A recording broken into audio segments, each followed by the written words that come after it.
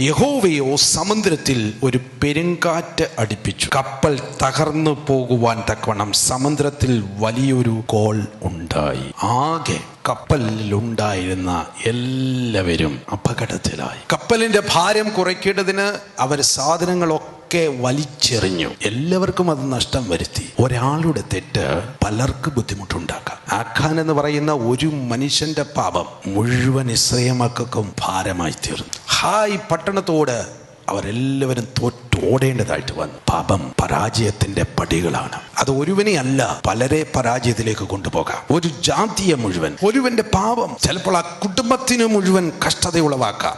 ഒരുവന്റെ പാപം അവനോട് സഹകരിച്ച് നിൽക്കുന്നവർക്ക് പ്രയാസമുണ്ടാക്കാം. അതുകൊണ്ട് ഓരോരുത്തരും അവരുടെ ജീവിതത്തെക്കുറിച്ച് ഉത്തരവാദിത്തപ്പെട്ടവരാകണം. ഇത് അവരവരുടെ അനുഗ്രഹത്തിനും മറ്റുള്ളവരുടെ അനുഗ്രഹത്തിനും നാം ദൈവത്തിന്റെ ഹിതപ്രകാരം നടക്കേണ്ടത് വളരെ അത്യാവശ്യം.